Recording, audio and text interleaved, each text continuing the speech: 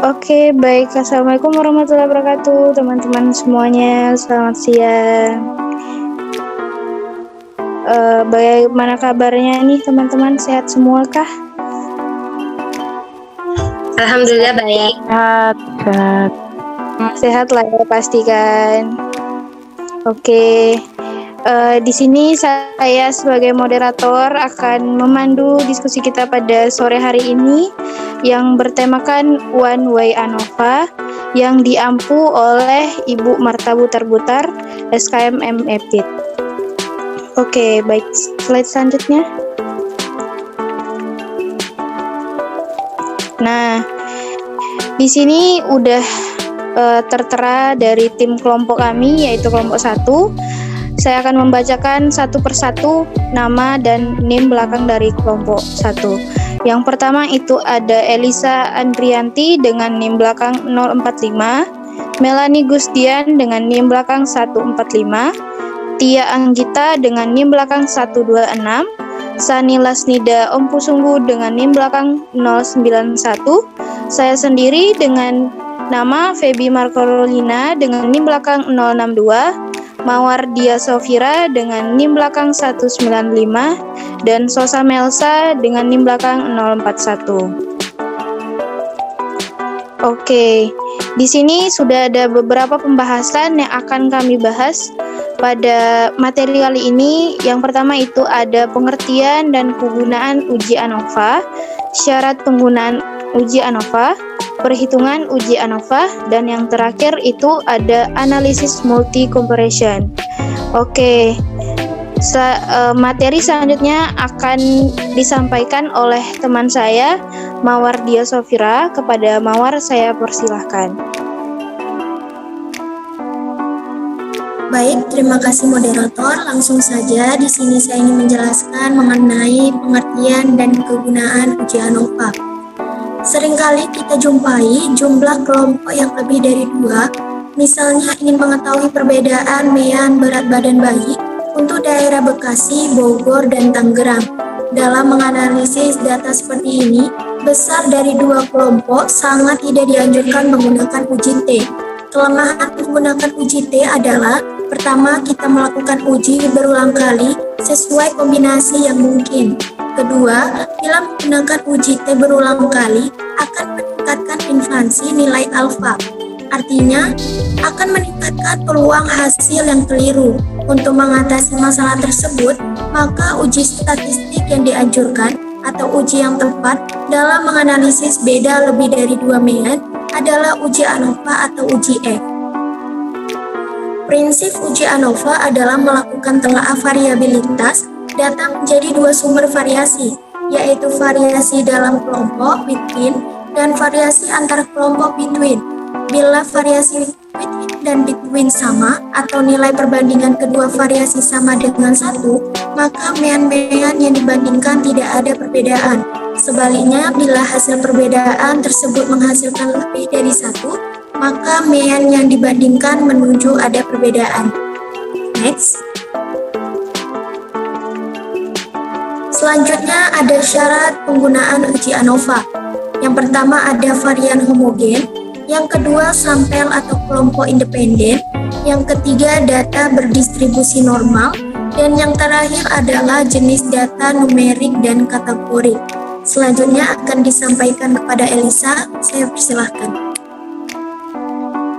Baik, terima kasih kepada Mawar. Selanjutnya di sini saya akan melanjutkan penjelasan tentang uji ANOVA, yaitu di sini saya akan menjelaskan tentang perhitungan yang digunakan untuk menguji ANOVA.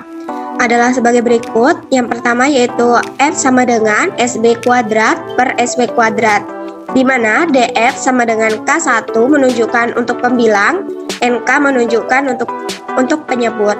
SW kuadrat sama dengan dalam kurung N1 kurang 1 dikali S1 kuadrat ditambah dalam kurung N2 dikurang 1 dikali S2 kuadrat ditambah sampai dengan seterusnya sampai dengan menunjukkan NK dikurang 1 dikali SK kuadrat per N dikurang K. Rumus selanjutnya yaitu SB kuadrat sama dengan N1 dalam kurung X1 dikurang X dikuadratkan ditambah N2 dalam kurung X2 dikurang X dikuadratkan ditambah sampai dengan seterusnya hingga menunjukkan NK dalam kurung XK dikurang K dikuadratkan per K dikurang 1. Rumus selanjutnya yaitu X sama dengan N1 dikali X1 ditambah N2 dikali X2 ditambah sampai dengan seterusnya hingga menunjukkan NK dikali XK per N, di mana keterangan N sama dengan jumlah seluruh data yaitu N1 tambah N2 tambah sampai dengan seterusnya hingga tambah NK. Selanjutnya yaitu analisis multi compression atau Pursuit test. Analisis ini bertujuan untuk mengetahui lebih lanjut kelompok mana saja yang berbeda meannya. Bila mana ada pengujian ANOVA dihasilkan ada perbedaan yang bermakna atau H0 ditolak. Ada berbagai jenis analisis multi-path comparison, diantaranya adalah Bonferroni, Honestly Significant Difference atau HSD, EV, dan lain-lain. Pada modul ini yang akan dibahas adalah Bonferroni. Perhitungan untuk Bonferroni ini sendiri adalah sebagai berikut, di mana TIJ sama dengan XI dikurang XJ per SW kuadrat dalam kurung 1 dikurang 1 per NI ditambah dalam kurung 1 per NJ. Di mana DF sama dengan N dikurang K dengan level of significance atau alpha sebagai berikut. Alpha kali sama dengan alpha per K2. Baiklah, sekian penjelasan mengenai rumus yang kita gunakan untuk menguji ANOVA. Selanjutnya saya kembalikan kepada moderator. Baik, terima kasih teman-teman semua, terutama kepada Mawar dan Elisa telah menjelaskan apa itu one way ANOVA, kegunaannya, dan beserta rumusnya. Nah, kalau cuma sekedar materi mungkin kita masih belum paham lah ya. Oke, baik, dari penjelasan tadi kami akan memberikan studi kasus dan bagaimana penjelasannya dari studi kasus tersebut yang akan dibahas oleh Sosa Melsa. Kepada Sosa kami persilahkan. Baik, kita masuk pada contoh kasus. Pada suatu laboratorium gizi, 4 jenis susu formula A, B, C, dan D yang sudah siap diminum bayi dicoba disimpan di tempat terbuka pada kondisi yang sama. Ingin diteliti apakah kualitas keempat jenis susu formula tersebut sama atau tidak. Lamanya dalam jam sampai susu formula tersebut basi. Dapat dilihat pada tabel di bawah ini dengan tingkat kepercayaan 95%, ada tidaknya perbedaan kekuatan antara susu formula yang satu dengan formula yang lain dengan ANOVA satu arah. Pada tabel di sini dapat kita lihat pada masing-masing jenis susu formula memiliki 7 responden. Pada responden pertama jenis A membutuhkan waktu sebanyak 3 jam yang kita kuadratkan menjadi 9 jam. Pada responden kedua jenis A membutuhkan waktu sebanyak 5 jam yang kita kuadratkan menjadi 25 jam. Pada responden ketiga, jenis A membutuhkan waktu sebanyak 4 jam yang kita kuadratkan menjadi 16 jam, dan seterusnya sampai pada responden jenis D. Lalu pada masing-masing jenis susu formula kita jumlahkan, kita dapatkan hasil pada jenis A sebanyak 25 jam yang kita kuadratkan menjadi 625, jenis B sebanyak 54 jam yang kita kuadratkan menjadi 2916, jenis C sebanyak 51 jam yang kita kuadratkan menjadi 2601. Lalu yang terakhir jenis D sebanyak 24 jam yang kita kuadratkan menjadi 576. Dengan YIJ sama dengan hasil pengamatan pada perlakuan KI dan subjek atau data KJ. I sama dengan 1, 2, 3 dan seterusnya yang kita dapatkan hasil dari nilai K yaitu banyak perlakuan, J yaitu 1, 2, 3 dan seterusnya yang kita dapatkan hasil dari nilai RI yaitu banyak subjek pada perlakuan KI. Pengujian hipotesis dilakukan dengan menggunakan statistik uji F. Baik, pada tabel 2 ANOVA satu arah untuk subjek sama diketahui untuk mencari derajat bebas perlakuan K dikurang 1 untuk derajat bebas galat, K dalam kurung R dikurang 1, derajat bebas total K dikali R dikurang 1. Pada subjek tidak sama derajat bebas perlakuan K dikurang 1 untuk derajat bebas galat, sigma dari R dikurang 1. Kemudian untuk derajat bebas total, sigma dari R dikurang 1. Dan untuk menghitung F hitung didapat dari KTP kuadrat tengah perlakuan dibagi dengan KTG kuadrat tengah galat. Baik, untuk mempermudah dalam menjawab, pergunakan tabel ANOVA sebagai berikut. Di mana DBP itu nilainya 4, DBG nilainya 24, maka totalnya 28. Nilai Y itu dihasilkan dari jumlah jenis A, B, C, D, yaitu 25 ditambah 54 ditambah 51 ditambah 24, maka hasilnya 154.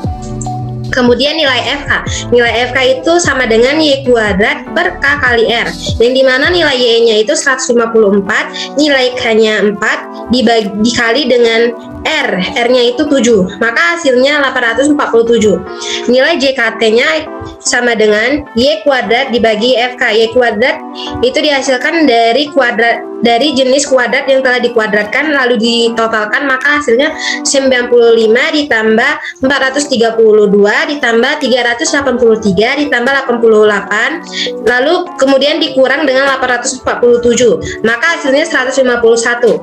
JKP sama dengan Y kuadrat dikali R dikurang FK, yang dimana nilai Y kuadratnya itu adalah 95 ditambah 432 ditambah 383 ditambah dengan 88 dibagi 7 lalu dikurang dengan 847, hasilnya 112,714.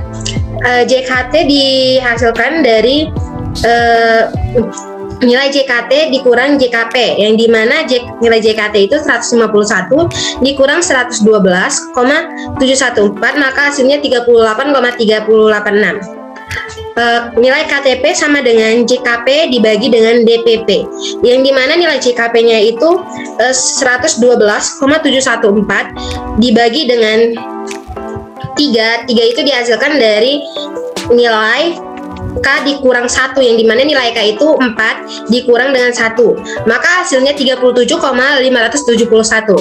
Kemudian KTG, nilai KTG itu dihasilkan dari JKG dibagi dengan DPG, yang dimana nilai JKG-nya itu 38,386 dibagi nilai K kali R dikurang 1, nilai K-nya itu 4 dikali dengan 7 dikurang 1 maka 6, maka hasilnya 24, maka dihasilkan nilai KTG-nya itu 101,599.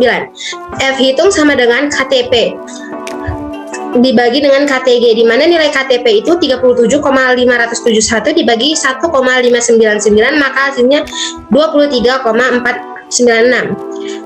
F tabel sama dengan F alpha dikali DB1, DB2, yang dimana F alpha-nya itu tingkat kepercayaannya 95%, maka dijadikan nilai desimal, maka hasilnya 0,05. Kemudian DB1 sama dengan F1 sebesar K1, yang dimana nilai K itu 4 dikurang 1, maka jadinya 3. Dan DB2 sama dengan F2 sebesar K dikali R min 1, nilai K-nya 4, nilai R-nya 7 dikurang 1 maka 6, 4 kali 6 itu 24, maka dihasilkan F tabel itu 3,01. Itu bisa dilihat dari tabel F.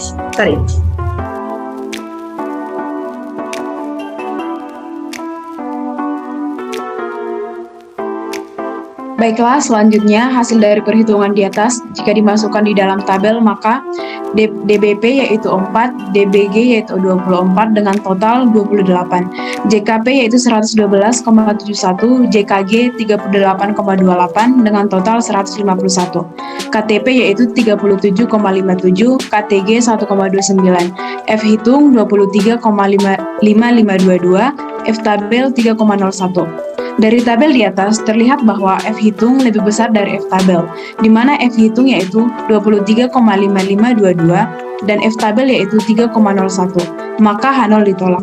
Kesimpulan yang didapat yaitu rata-rata yang diperlukan untuk susu formula tersebut basi dalam kondisi yang terbuka tidak sama untuk keempat kualitas jenis susu formula tersebut. Sekian penjelasan dari saya kembalikan kepada moderator. Baik, terima kasih kepada teman-teman telah menjelaskan materi dari One Way ANOVA dan studi kasusnya. Kami dari tim penyaji berharap teman-teman semua paham bagaimana menyelesaikan dari studi kasus One Way ANOVA tadi. Cukup sekian presentasi dari tim penyaji. Saya tutup dengan wabillahi taufiq wal hidayah. Wassalamualaikum warahmatullahi wabarakatuh. Selamat sore teman-teman semuanya.